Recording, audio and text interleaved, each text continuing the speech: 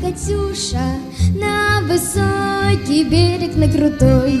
Выходила на берег Катюша, на высокий берег, на крутой. Bonjour à toutes et à tous et bienvenue dans cette nouvelle vidéo Socio-Football dans laquelle je vais vous parler encore de l'équipe de France. Je vous avais déjà réalisé une vidéo sur les Bleus avant le match en Bulgarie et où j'expliquais que la qualification allait être une simple formalité pour nos Bleus et nous y sommes, ça y est, l'équipe de France est en Russie. Hoi hoi hoi hoi.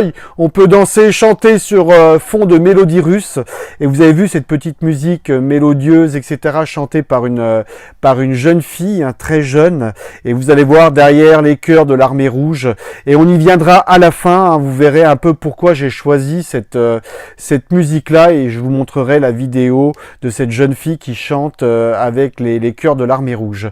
Alors dans cette vidéo, je vais vous parler déjà tout d'abord de l'équipe de France et de la façon dont elle s'est qualifiée et on va voir les 18 buts inscrits par les Bleus dans cette phase de qualification et vous allez voir un peu, c'est intéressant de voir comment ils ont inscrit leurs buts parce qu'on voit que la phase offensive n'est pas toujours excellente chez nos Bleus, ils n'ont inscrit que 18 buts dans cette phase de qualification en 10 matchs, là où des grandes nations comme l'Espagne, comme l'Allemagne, etc., la Belgique ont inscrit 43 buts, donc vous voyez un peu 18 buts nous, 43 buts les grandes nations, il y a encore une marge colossale, abyssale en termes de progression, donc on va voir un petit peu la façon dont ils ont inscrit les buts et on va analyser un peu tout cela.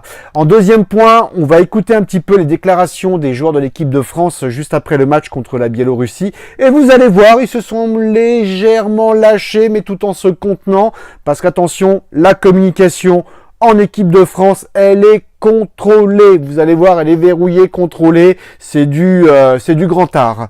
Le troisième point qu'on va voir, c'est le 11 type de Manu Petit. Oui, Manu Petit, dans son émission Super Football Show sur RMC, a donné son 11 type. Et ça ressemble beaucoup au 11 type que je vous ai donné lors du match avant le match d'ailleurs de la France en Bulgarie. Et je trouve que Manu Petit a des très bonnes idées et je le rejoins énormément sur son 11 type. Et en toute fin, nous verrons les attentes qu'on a par rapport à cette équipe de France et je vous montrerai cette vidéo de cette jeune fille qui chante avec en fond les chœurs de l'armée rouge et ça représente tout à fait ce que doit être une équipe et ça peut représenter aussi cette équipe de France dans ce mondial russe. Mais tout d'abord, visualisons les 18 matchs qu'ont inscrits les Bleus lors de cette phase de qualification.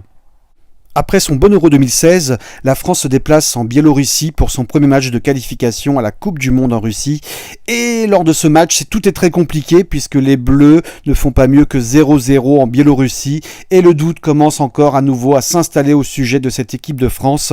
Tout le monde se demande, est-ce que cette équipe arrivera un jour à maîtriser complètement son sujet, son football, pour s'inscrire vraiment comme une très grande équipe, surtout qu'elle vient de réaliser une finale de l'Euro 2016.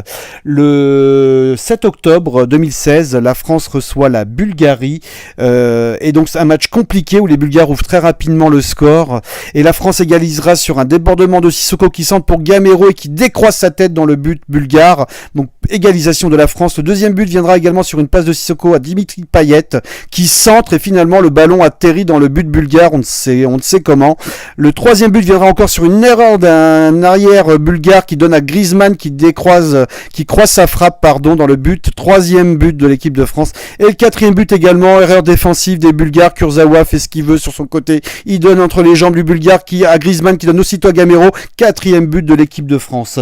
3 jours plus tard, donc le 10 octobre 2016, les Bleus se déplacent aux Pays-Bas, un match qui semblait très difficile pour les Bleus et finalement on se rendra compte que les Pays-Bas sont vraiment tombés au fond du trou avec une génération qui est complètement finie avec les Robben, les Schneider, etc. hein, et des nouveaux qui arrivent mais qui ne sont pas encore prêts. Et dans ce match-là, la France va avoir énormément de réussite à nouveau. Et on le voit là, Pogba qui inscrit un but de très loin sur une frappe où le défenseur des Pays-Bas tourne ses fesses, hein, ce qu'on ne fait jamais en amateur, mais alors en professionnel. Et derrière, le gardien également des Pays-Bas qui réalise une grossière erreur de la main, et la France remporte ce match 1-0 aux Pays-Bas.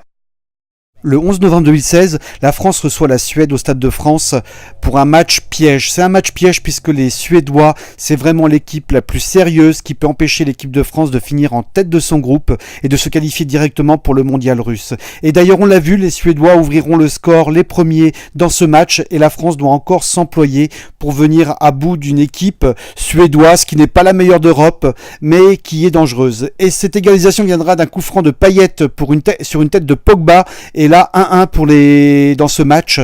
Et le second but français viendra d'un centre de Sidibé dans la surface de réparation suédoise sur Griezmann, mais le gardien suédois fait une énorme erreur et repousse sur Dimitri Payet, qui inscrira le deuxième but, comme on peut le voir là, le deuxième but des Bleus, qui va donner la victoire, une victoire très difficile dans ce match.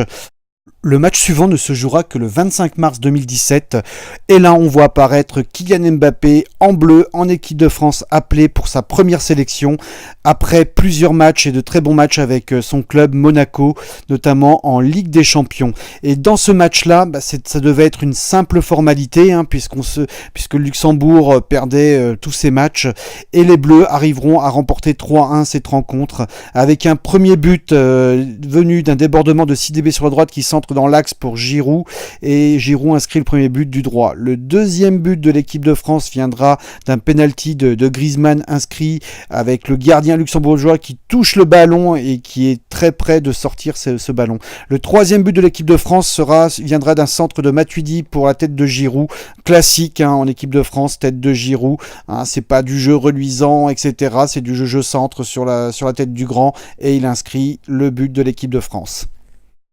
Le 9 juin 2017, la France se déplace en Suède à la Friends Arena pour un match capital, crucial. Les Bleus sont en tête de leur groupe, et un très bon résultat en Suède les qualifierait quasiment pour le mondial russe.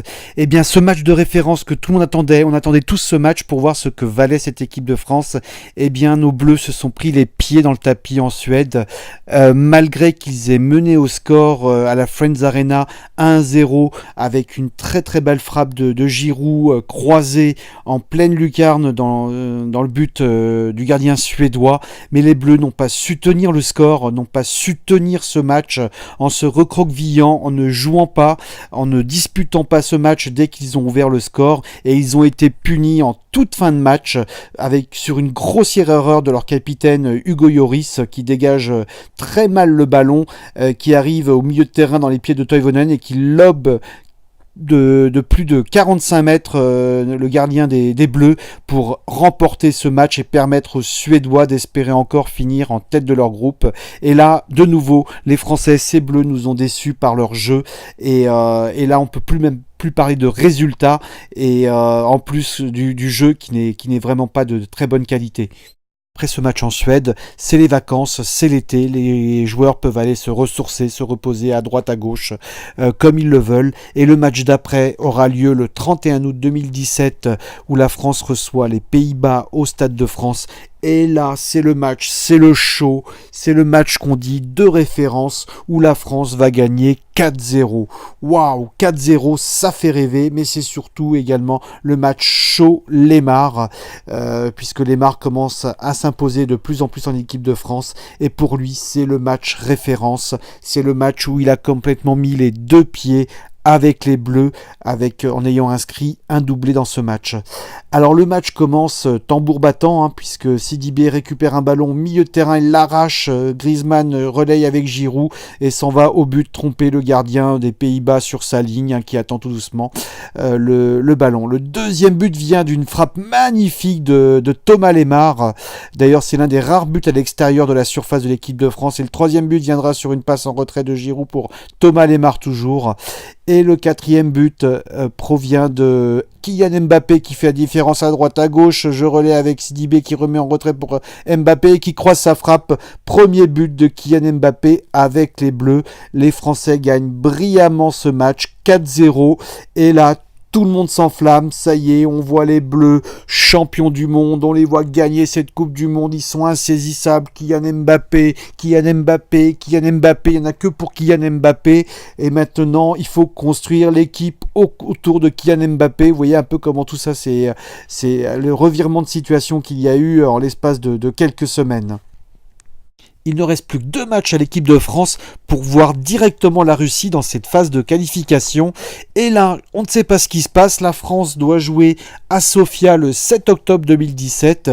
Et là, on commence à entendre « Attention aux Bulgares, attention, on n'a jamais gagné contre la Bulgarie, ça fait longtemps. Surtout à Sofia, ça fait plus de 80 ans. » Et là, tout le monde est empreint de doute. On ne sait pas pourquoi, parce que lorsqu'on regarde cette équipe bulgare, et notamment au match aller, on a bien vu qu'elle n'avait rien dans son équipe, qu'il n'y avait aucun talent, et qu'elle n'avait rien pour inquiéter cette équipe de France et ces Bleus qui malgré tout n'avait pas un fond de jeu, n'avait pas un jeu sûr, mais avait un jeu quand même solide et n'encaissait que très peu de buts. Et les Bulgares n'avaient pas vraiment des armes offensives pour inquiéter cette équipe de France. Et c'est la France qui attaque dès le début du match avec un ballon sur la gauche pour Digne, qui remet directement à Griezmann et qui remet directement à Blaise Matuidi et qui frappe dans un angle complètement impossible, complètement improbable, un but de Blaise Matuidi à la 3e minute du match. Et le match, ça y est bouclé, la France ferme le jeu. On n'a pas trop compris, ils n'arrivaient plus à se faire de passes. Alors la sortie d'N'Golo Kanté peut-être, mais N'Golo Kanté n'est pas vraiment le créateur de jeu dans cette équipe, donc ça ne s'explique pas de cette façon-là. Mais on a vu une équipe de France balbutier complètement son football, ne pas arriver à faire 2-3 passes de suite pendant toute la seconde période, et c'est plutôt les Bulgares qui avaient le ballon dans les pieds, mais c'était une possession complètement stérile, hein, puisqu'ils n'avaient pas du tout les atouts offensifs et les qualités pour aller inscrire un but à l'équipe de France, notamment une défense de fer avec Umtiti et Varane derrière qui était complètement imprenable, et ce qui permet à cette équipe de France d'aller gagner 1-0 à Sofia, certes péniblement, mais on n'avait pas trop d'inquiétude quand on voyait cette équipe bulgare.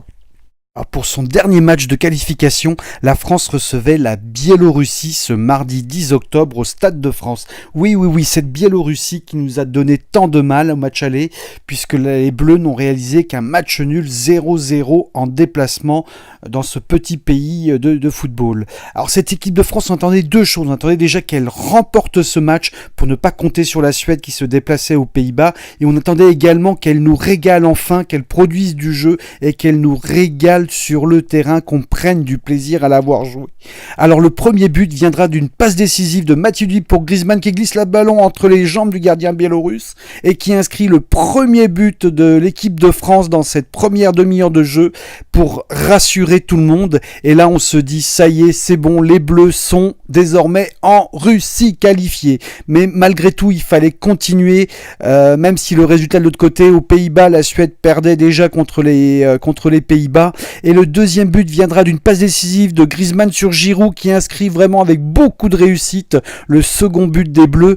Mais il y a un hic encore avec cette équipe de France, puisqu'elle prendra un but juste avant la fin de la première période et elle ne mènera que 2-1 à la mi-temps, et d'ailleurs ce sera le score final de ce match. Et finalement l'équipe de France se qualifie directement au mondial russe, donc ne passera pas par les barrages pour une fois, parce qu'on a plutôt l'habitude de la voir passer par les barrages pour se qualifier dans les grandes compétitions. Donc cette fois non, on est qualifié directement pour le mondial russe et tout le monde est soulagé. Ça y est, enfin on y est, on est en Russie et on va pouvoir chanter, on va pouvoir danser, on va pouvoir boire un verre tous ensemble pour fêter comme il se doit cette qualification, même si on est vraiment déçu par le jeu produit, mais tout de même on y est. Maintenant on attend autre chose à la Coupe du Monde, on attend vraiment que cette équipe produise du jeu et que vraiment elle nous régale enfin. Voilà, c'est fait, vous avez vu les 18 buts de l'équipe de France qui ont permis aux Bleus de se qualifier directement pour le mondial russe, et désormais nous allons voir le commentaire et également ce qu'ont dit les joueurs de l'équipe de France après ce match, une fois qualifiés. Et vous allez voir, c'est assez croustillant et c'est toujours intéressant d'interpréter ce qu'ils ont dit parce qu'ils se sont un petit peu lâchés et d'ailleurs ils en ont voulu un petit peu à la terre entière. Alors si on regarde de plus près les chiffres, sur les 10 matchs, l'équipe de France n'a inscrit que 18 buts. C'est très peu par rapport aux grandes nations comme l'Allemagne et d'autres qui ont inscrit 43 buts. On voit bien que là, l'équipe de France, sur le plan de l'attaque, c'est quand même très moyen sur le plan des performances. Et ils ont encaissé 6 buts durant cette phase de qualification.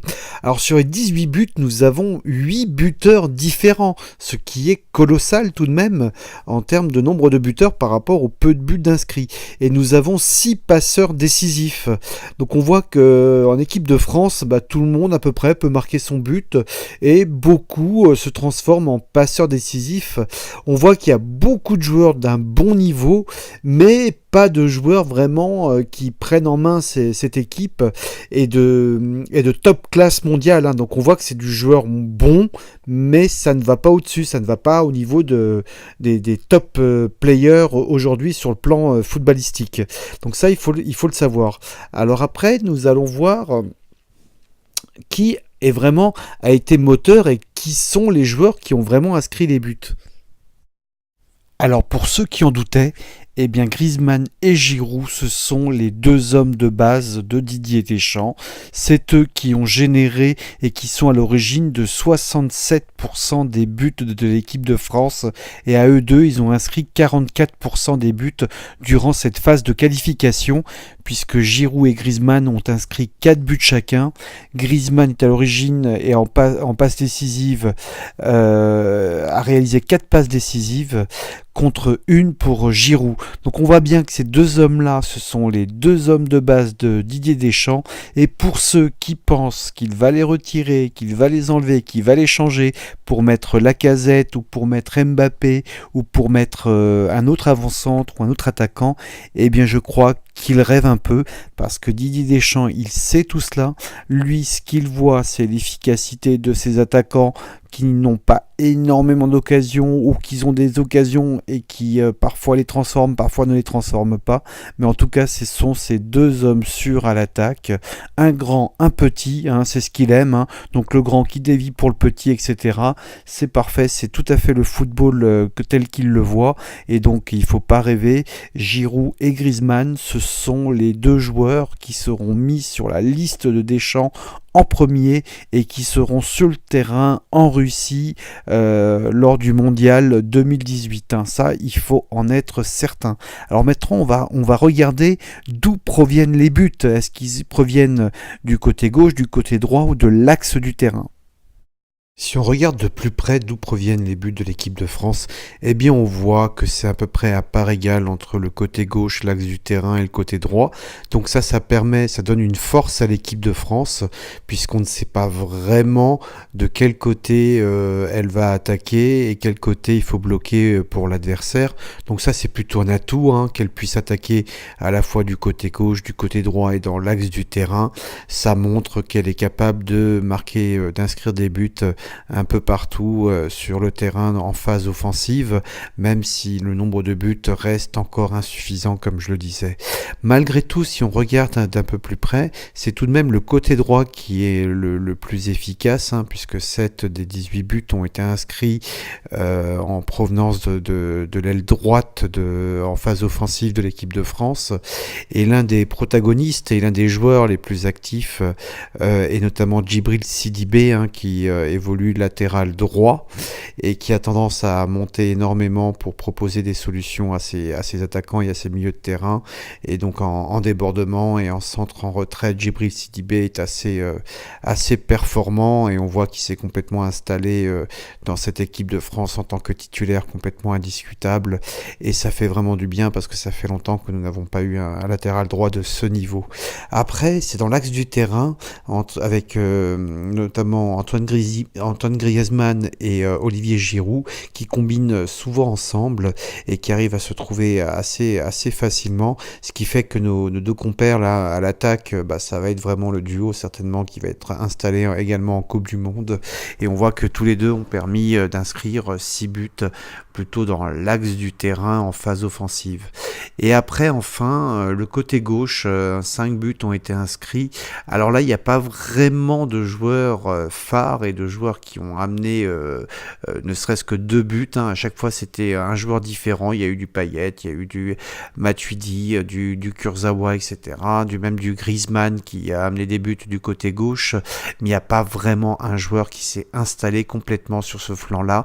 On est certain qu'au retour de Benjamin Mendy, hein, qui est vraiment notre meilleur latéral gauche et qui est capable de faire des centres très précis pour les attaquants, mais tant que lui ne sera pas revenu, pour nous la seule solution c'est vraiment Blaise Matuidi qui est je pense le meilleur à ce niveau-là pour centrer de manière plus précise. Alors voyons un peu maintenant ce que disent les joueurs de l'équipe de France, et notamment quelles ont été leurs déclarations suite au match contre la Biélorussie. Alors écoutons un peu ce que nous raconte Dimitri Payet au sujet de l'équipe de France. En tout cas, on sait qu'on peut mieux faire, et je pense que c'est plutôt un signe encourageant. Si on n'est pas content de notre jeu, ça veut dire qu'on veut faire mieux et on mérite mieux. Donc maintenant qu'on a ce ticket, on va être plus libéré sur les matchs qui arrivent et pouvoir préparer sereinement cette Coupe du Monde. C'est pas qu'on n'est pas content, c'est vrai que sur des phases de qualification, le résultat est plus important que le jeu. On l'a vu en Bulgarie, on est les seuls à avoir été gagnés là-bas du groupe, tout le monde a perdu, donc on n'a pas été beau à avoir joué, mais on a gagné, et c'est ce qu'il faut sur une phase de qualification. Après, le beau jeu, ça viendra, mais je préfère mal jouer et gagner. Voyons ce qu'en pense Giroud. Il y a des périodes dans cette qualification où on a joué un bon football avec beaucoup de réussite, beaucoup de belles actions, beaucoup de matchs accomplis. Après, tout ne peut pas être parfait. On voit qu'il y a des grandes nations encore qui vont rester à la maison pour cette Coupe du Monde. Donc on va pas bouder notre plaisir, on est fiers de ce qu'on a accompli, et tout n'était pas facile, mais on a beaucoup de motifs d'espérer, de satisfaction, et puis d'espérer de bonnes choses quant à l'avenir. Il y a beaucoup de jeunes qui sont arrivés ces derniers temps dans l'équipe. Je crois qu'il y en a ce soir que 6 ou 7 qui avaient connu une Coupe du Monde, donc il y en a beaucoup qui vont découvrir ce plaisir. Voilà, tout le monde sait qu'en équipe de France on a moins de temps pour travailler qu'en club. Maintenant ce sera à nous de parfaire nos affinités sur le terrain avec les jeunes qui sont très talentueux et qui apportent leur insouciance et leur talent à l'équipe, et puis nous les plus anciens qui sont là pour apporter notre expérience, notre vécu. Et donc je pense qu'il y a une bonne alchimie, et voilà, cette osmose, j'espère qu'on pourra la bonifier au fil du temps jusqu'à la Coupe du Monde. Alors après le match contre la Biélorussie, nos Bleus se sont exprimés face caméra devant les micros comme ils ne l'ont pas fait durant toute la phase de qualification. Et vous allez voir, c'est plutôt à l'unisson, c'est plutôt assez homogène tout ce qu'ils nous racontent. Et vous allez voir, il y a quelques mots directeurs qui reviennent tout le temps. On peut penser qu'ils ont déjà suivi des cours de média training, on leur a dit voilà, vous utilisez tel mot, tel mot, tel mot, tel mot, tel mot, et vous n'en sortez pas. Et vous allez voir, écoutez bien, on va écouter Dimitri Payet, Hugo Lloris et Olivier Giroud pour ces trois-là. On aurait pu en mettre d'autres, mais de toute façon les discours sont les mêmes, polissés, verrouillés, etc. Mais écoutez bien ce qu'ils racontent dans leur déclaration. Alors écoutons un peu Hugo Lloris après le match contre la Biélorussie et le bilan qu'il en fait de cette phase de qualification. Satisfaction et puis un gros soulagement, j'ai envie de dire. Jusqu'au bout, ça n'a pas été facile, mais l'essentiel est là. On finit premier et on va se rendre en Russie. On a le temps, d'ici la Coupe du Monde, ce sera encore quelque chose d'autre. Le plus important, c'était de sortir de cette phase qualificative à la première place, d'obtenir le résultat et remplir l'objectif. Maintenant, c'est chose faite et on va pouvoir travailler sereinement dans la continuité de ce qu'on a fait en ce début de saison. Même s'il y a eu des hauts et des bas, y a quand même beaucoup de talent et je pense qu'on peut afficher de bonnes ambitions. On avait créé un contexte négatif, mais à l'intérieur du vestiaire, je dirais, on a gardé beaucoup de sérénité et on est resté positif jusqu'au bout et puis on a pris les matchs les uns après les autres. Donc si on écoute bien les déclarations d'Olivier Giroud, Dimitri Payet et Hugo Lloris, il y a toujours les mêmes mots qui reviennent. Donc on a atteint nos objectifs parce que se qualifier pour une Coupe du Monde dans un groupe où il y a la Biélorussie, la Bulgarie, le Luxembourg et des Pays-Bas qui sont complètement dans le creux d'une génération, une nouvelle génération qui arrive, mais qui n'est pas encore suffisamment expérimentée, et une Suède également qui a du mal, après Zlatan, à se retrouver, à se ressaisir, même s'il y a 2-3 bons joueurs dans cette nation. Donc ce qui revient, c'est on a atteint nos objectifs, les résultats sont là. C'est-à-dire que ce qui compte, c'est la vision de notre sélectionneur Didier Deschamps, c'est les résultats, les objectifs, les résultats, les objectifs. Mais à aucun moment, on parle de football, on parle de choses vraiment concrètes, de jeux, de ce qui était produit sur le terrain. Ça, c'est balayé, oublié, c'est pas du tout évoqué. L'autre chose également qu'on parle, c'est on reporte à demain éventuellement les vrais résultats et les vrais objectifs, puisqu'on parle, ils disent qu'ils ont beaucoup de talent, beaucoup de jeunes qui rentrent, etc., etc., etc., pour dire attention, si on n'a pas les résultats, si on joue pas bien au ballon, c'est parce qu'on a encore beaucoup de jeunes qui sont rentrés dans cette équipe de France, puisque seuls 7 joueurs ont joué la Coupe du Monde au Brésil dans le groupe d'aujourd'hui. Mais c'est pas possible d'entendre ce genre de discours parce que des jeunes, il y en a que 2 pour moi véritablement qui ont rejoint ce groupe-là. C'est Dembélé et c'est Kylian Mbappé. Tout le reste, ce ne sont pas des joueurs, des jeunes, ce ne sont pas des joueurs qui débutent tout juste leur carrière. Ils ont déjà une expérience en club et en équipe de France, même si elle n'est pas des plus importantes. Donc ça également, c'est un sujet que moi j'ai du mal à comprendre, des discours que j'ai du mal à comprendre. Et enfin, le dernier point qui revient tout le temps dans les bouches de tout le monde, c'est soulagement. On a souffert, c'était difficile, etc., on a galéré, mais on peut pas entendre ce genre de discours. À côté de cela, on voit des Belges qui se baladent, l'Espagne qui se balade, la Pologne qui se balade, le Brésil qui se balade, l'Allemagne qui se balade, et nous, on souffre dans un groupe ultra compliqué, ultra difficile. Donc ça, effectivement, vous voyez, il faut quand même savoir lire entre les lèvres, mais tous ces mots-là, en fait, ils ont tous le même registre, ils parlent tous la même langue, ils ont été briefés, surbriefés, on leur a dit de quoi dire, mais c'est des choses qui sont difficiles à entendre quand on connaît un peu le football et qu'on voit un peu ce qu'il y a en matière première dans cette équipe de France. Mais il faut se trouver des excuses, parce qu'ils le savent tous que ce qui était produit sur le terrain n'est pas bon.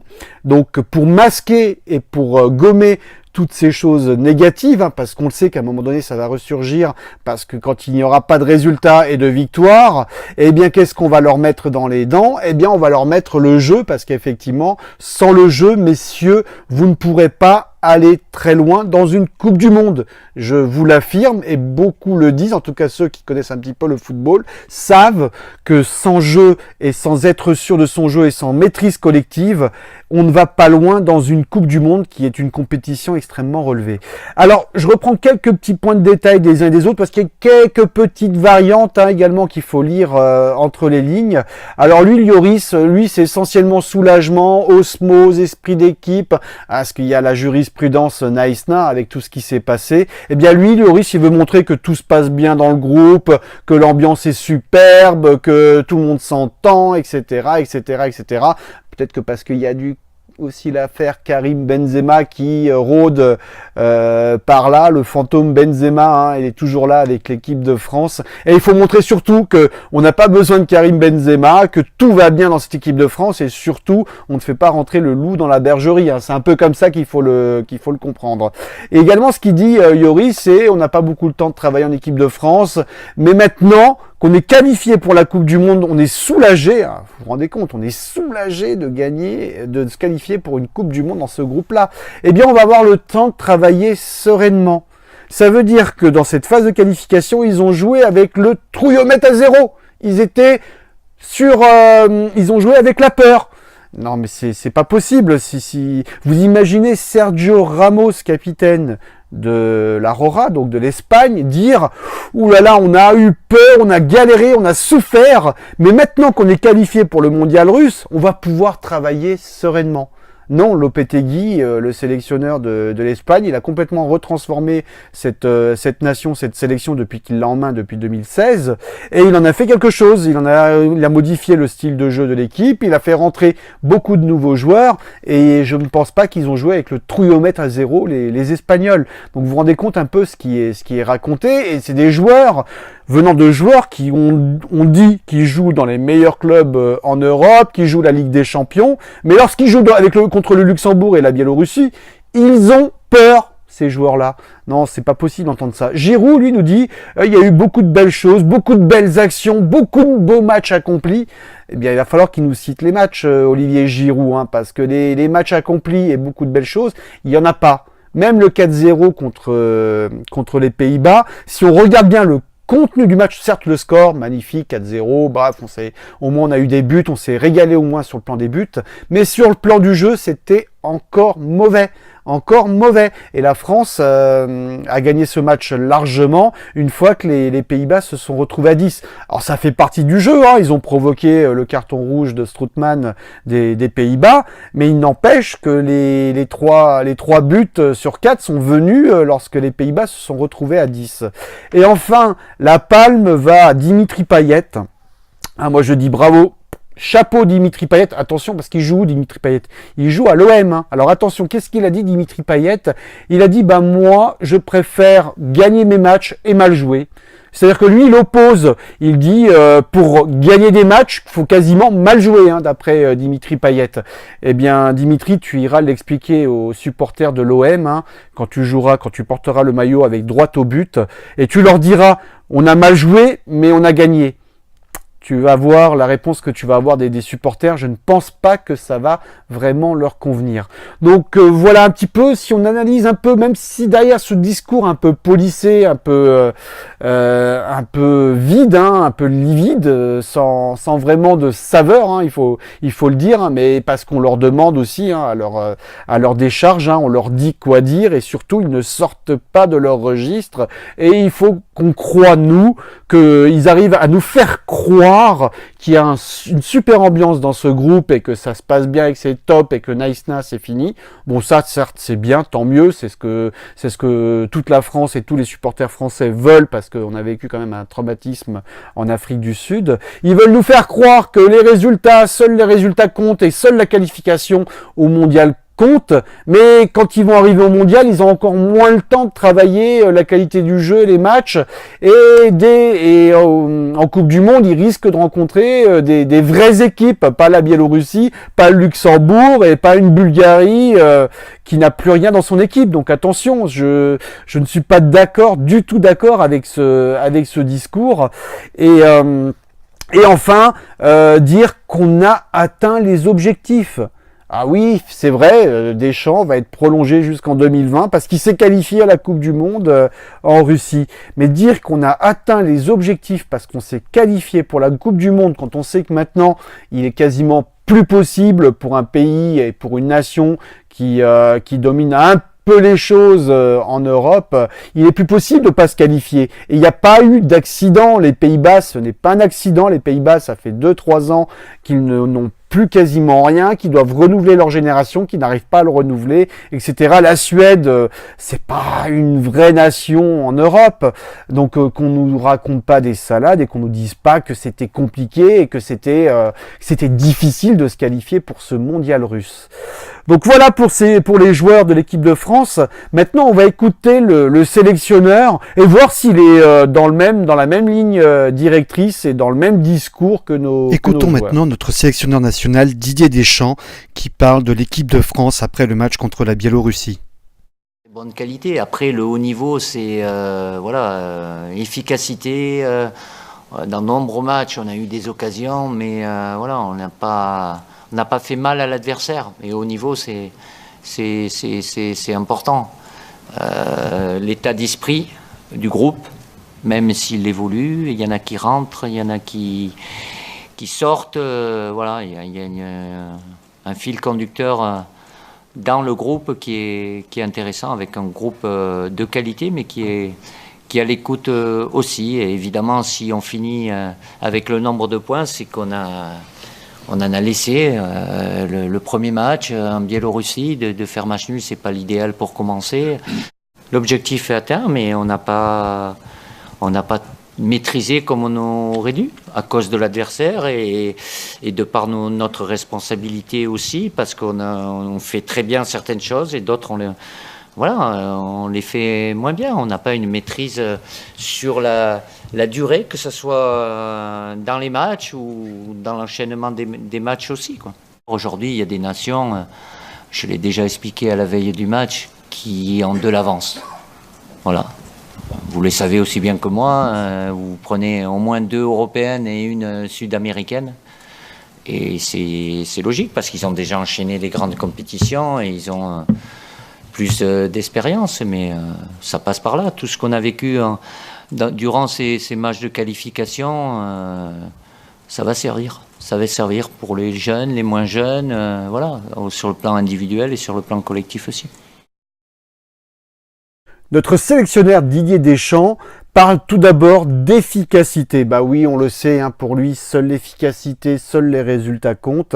Et il dit qu'au haut niveau, il faut être efficace. Hein. Mais Dédé, même le coach en amateur, en départemental, va tenir le même discours à ses joueurs. Hein. Il va dire, il va parler d'efficacité, il va parler de résultats, mais il peut aussi parler de jeu et de système de jeu, même en amateur. Hein. Il n'y a pas qu'au niveau que l'efficacité compte, hein, je pense. Hein. Bon, après, c'est son discours, hein, il se cache derrière les résultats, derrière éventuellement une potentielle efficacité, puisqu'il s'est qualifié pour le mondial russe, pour peut-être masquer autre chose, peut-être masquer justement le fait qu'il n'y ait pas de jeu dans cette équipe de France. Il a parlé d'état d'esprit, hein, donc ça, bravo, c'est le travail le plus accompli pour moi par Didier Deschamps, c'est qu'il a vraiment installé un état d'esprit, il a vraiment mis en place une bonne ambiance dans cette équipe de France. Donc déjà cela, il faut lui tirer un coup de chapeau, mais maintenant on attend un peu plus, parce que on se dit que cette équipe de France est capable de produire plus. Il a parlé d'objectifs, hein, comme ses joueurs, hein, donc objectif atteint. Hein. Ben oui, effectivement, hein, il sait qu'il va être prolongé jusqu'en 2020. Le fait qu'il s'est seulement qualifié pour ce mondial, s'il ne l'avait pas fait, bah, je pense que de lui-même il serait parti, parce que ça aurait été complètement inadmissible, hein, pour un pays comme la France, qui a quand même de bons footballeurs et qui n'avait quasiment rien dans son groupe. Donc il a dit aussi, on n'a pas eu de maîtrise à cause notamment de l'adversaire. Il faudra qu'il nous explique quel adversaire lui a donné vraiment du fil à retordre, et quel adversaire était vraiment d'un niveau niveau au moins top 20, qui aurait pu jouer cette Coupe du Monde de manière sérieuse dans ce groupe. Il n'y en a aucun. La Suède, même si elle se qualifie, elle fera pas un mondial extraordinaire. Bon, les Pays-Bas, c'était normal qu'ils se qualifient pas. Et les autres, Luxembourg, à cause du Luxembourg, on a fait 0-0 au Stade de France. Non, Didier, on peut pas être d'accord avec ça, c'est pas possible. Alors la plus belle saucisse quand même que nous a sorti, hein, la plus belle blague quand même de Didier Deschamps, c'est de dire à la fin qu'il y a 3 nations qui nous sont devant, et largement devant, parce qu'elles ont plus d'expérience, elles ont plus de vécu et elles ont joué plus de compétitions ensemble, telles des Coupes du Monde ou des Euros ou des Copa américains. Alors Didier, les 3 nations dont tu cites, les 2 européennes, hein, on sait très bien lesquelles c'est, donc c'est l'Espagne et l'Allemagne, et celle d'Amérique du Sud, c'est le Brésil, hein, on n'a pas de doute sur la question. Alors si on regarde un petit peu ces 3 nations-là, à part l'Allemagne, qui est un sélectionneur qui est installé depuis 2006 et qui pratique extrêmement un beau football, avec un système de jeu en place, on voit tout à fait ce que veulent faire les Allemands sur le plan du jeu, sur le terrain, etc. Et en plus, le sélectionneur a des résultats. C'est le seul à être installé avant toi de tous les sélectionneurs de toutes les nations que tu as citées, puisqu'il est en place depuis 2006. Mais les autres, Didier, il faut pas déconner.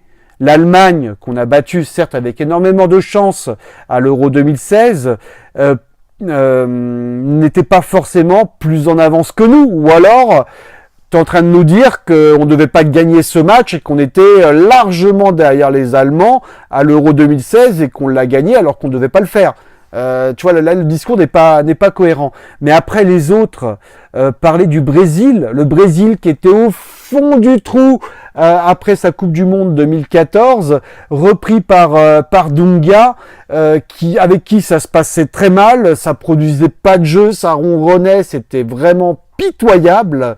Et donc Tite reprend la sélection brésilienne en 2016, donc à l'été 2016, et en l'espace de quelques mois, il a complètement transformé cette équipe du Brésil, qui désormais pratique un beau jeu, qui domine complètement son sujet, et qui finit avec plus de 10 points, ou avec 10 points d'avance sur le second pour la phase de qualification à la Coupe du Monde. Et finir avec 10 points dans la zone Amérique du Sud, c'est très compliqué. Parce que c'est une phase de qualification qui est très difficile en Amérique du Sud. C'est très difficile de se qualifier. Et on l'a vu avec le Chili qui est éliminé, etc.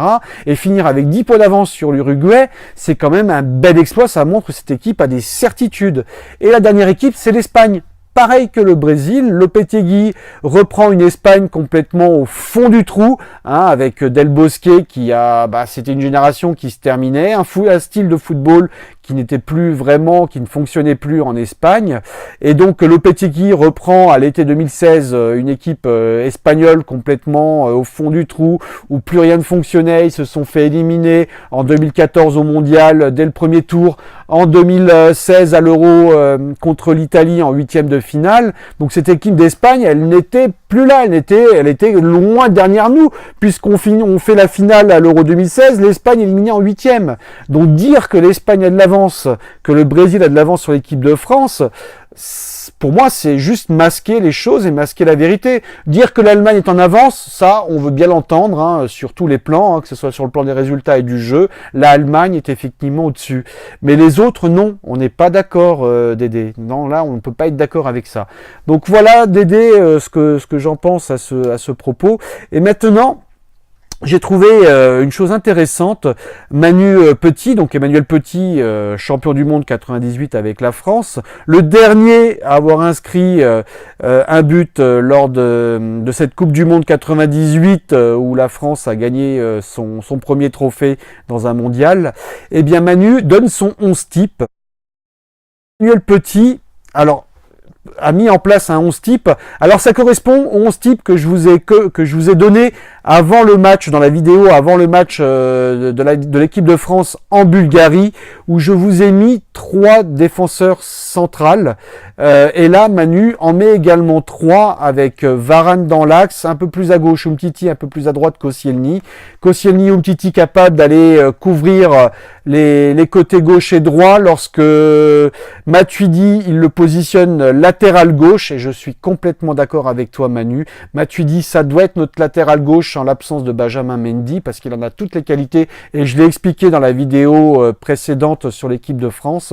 Djibril Sidibé, rien à dire, ce qui veut dire que Djibril Sidibé et Blaise Matuidi se transforment quasiment comme des ailiers pour aller trouver des décalages, mais également sont capables de mettre le pressing au milieu de terrain sur l'équipe adverse.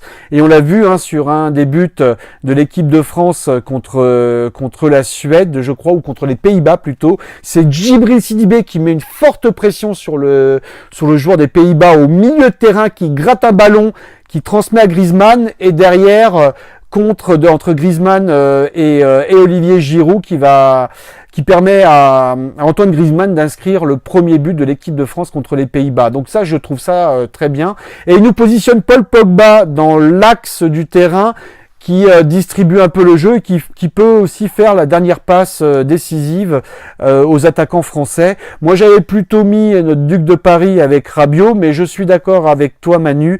Pogba joue également dans l'axe à Manchester United avec José Mourinho, qui le positionne vraiment dans l'axe du terrain et qui est capable c'est notre joueur au milieu de terrain. On n'a pas d'autre joueur aujourd'hui qui est capable de distiller vraiment une dernière passe de manière précise, parce que les autres, Tolisso, c'est pas possible. possible. Rabiot, c'est un peu mieux que Tolisso, mais c'est pas encore cela. Et N'Golo Kanté, c'est pas un numéro 10, c'est pas un créatif au milieu de terrain. Donc oui, Pogba dans l'axe au milieu, je suis complètement d'accord. Et devant, il nous met Mbappé à gauche, hein, c'est son poste. Pour moi, c'est son meilleur poste, même s'il s'est joué dans l'axe en appui d'un avant-centre. Il nous met Griezmann en tant qu'attaquant central et Dembélé à droite. Alors Dembélé, ça va dépendre s'il revient de blessure, mais moi je voyais plutôt dans mon schéma de jeu, dans le même schéma de jeu que Manu, je voyais plutôt Lacazette devant dans l'axe et Griezmann qui peut jouer à droite et repiquer dans l'axe avec Alexandre Lacazette, ou trouver un décalage avec Djibril Sidibé qui monte sur son côté droit. Et moi je trouve cette équipe parfaite. Je trouve que ce serait peut-être la meilleure équipe qui pourrait pratiquer un meilleur football constructif, un football un peu plus conquérant, où on tient un peu mieux le ballon, on construit le jeu avec des joueurs qui sont capables de jouer les uns avec les autres, les uns en fonction des autres, et nous fournir vraiment un meilleur contenu avec une meilleure maîtrise de notre football. Et Griezmann, on l'a vu, hein, vous l'avez vu un peu plus tôt, je vous l'ai expliqué, c'est notre meilleur attaquant, c'est notre meilleur buteur avec Giroud, et c'est aussi celui qui délivre le plus de passes décisives.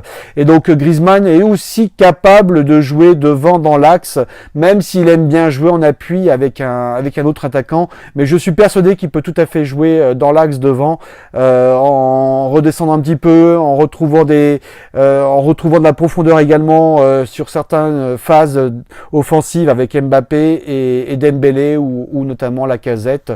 Donc là, je suis complètement d'accord avec toi, Manu, même si en France on va pas comprendre cela. Hein, je suis certain que ce 11 type va être critiqué et qu'on va dire mais Manu, oui effectivement Manu, finalement on garde Dédé, hein, finalement Dédé c'est bien, mais arrêtez vos délires les mecs, hein, arrêtez vos délires, hein, parce que ce que propose la Manu c'est ambitieux, ça ressemble plus à un football à la Barça qu'un football défensif, ultra défensif à l'italienne dans les années 90. Donc complètement d'accord avec toi Manu. Et enfin, on va voir, alors vous l'avez vu dans cette intro de la vidéo, vous avez entendu une jeune femme chanter, une jeune fille, puisque c'est une fille qui chante dans cette vidéo avec les chœurs de l'Armée Rouge. Donc regardons un petit peu cette jeune femme à l'unisson avec tous ces hommes derrière elle, matures, avec un certain âge, avec une voix déjà rodée, elle toute jeune, mais malgré sa jeunesse, vous allez voir que sa voix, elle est loin d'être ridicule au milieu d'autres voix très expérimentées derrière elle. Расцветали яблони и груши, поплыли туманы над рекой. Выходила на берег Катюша, на высокий берег, на крутой. Выходила на берег Катюша, на высокий берег, на крутой. Выходила, песню заводила про степного сизого орла, про того, которого любила, про того, чьи письма берегла, про того, которого любила, про того, чьи письма берегла.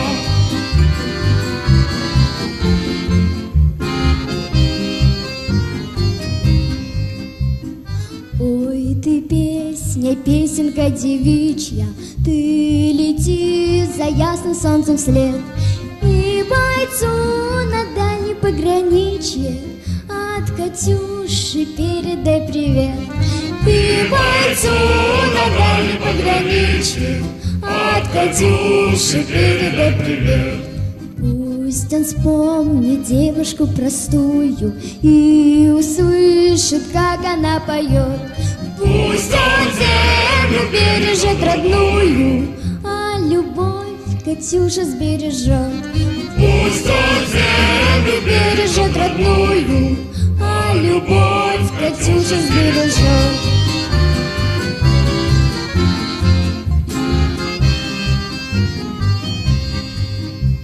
Расцветали яблони и груши, поплыли туманы над рекой. Выходила на высокий берег, на крутой.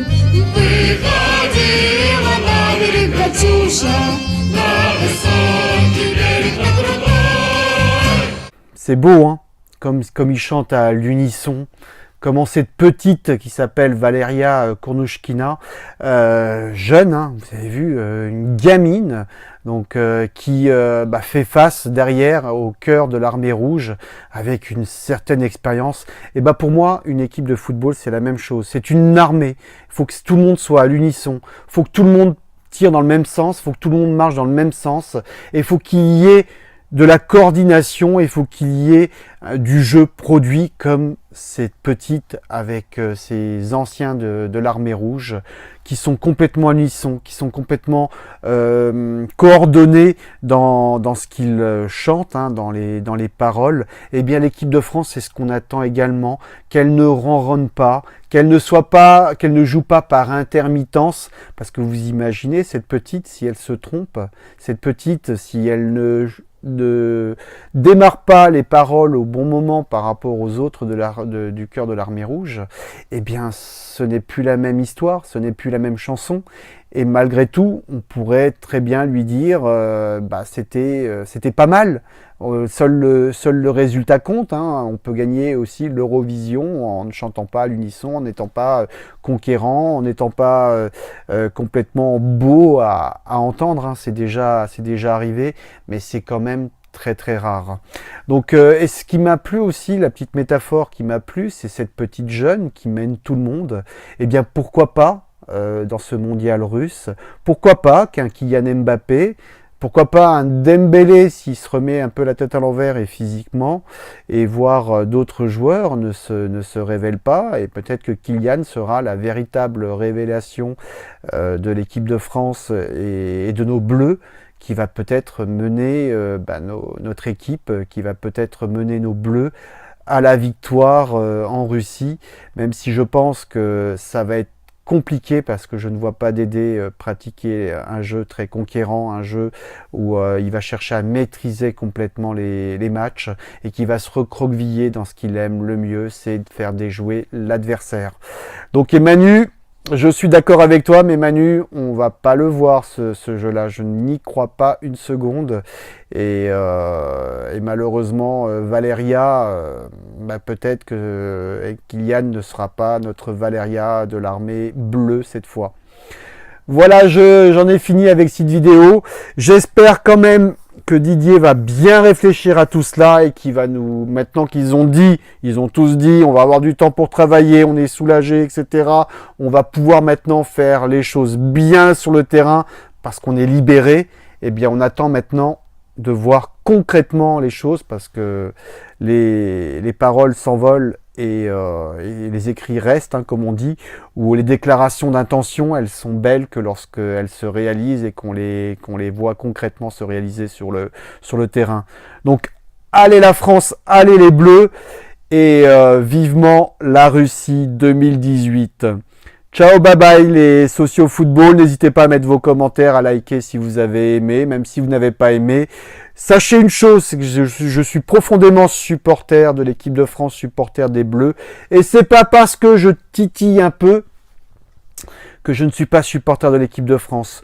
Un supporter n'est pas forcément quelqu'un d'aveugle, quelqu'un qui soutient contre vents et marées à tout prix lorsque les choses ne sont pas bonnes. Parce que ce même supporter, lorsque son équipe de France va perdre, eh bien il va la critiquer, il va demander la tête de Didier Deschamps, et à ce moment-là, ce sera trop tard parce que la compétition sera terminée. Allez, j'en ai fini là. Allez les Bleus, aux armes citoyens, et soyez conquérants en Russie. Prenez-nous Moscou, prenez-nous Saint-Pétersbourg, prenez-nous toutes les villes, tous les stades dans lesquels vous allez jouer, et faites-nous rêver, faites-nous plaisir. Bye bye, ciao, ciao les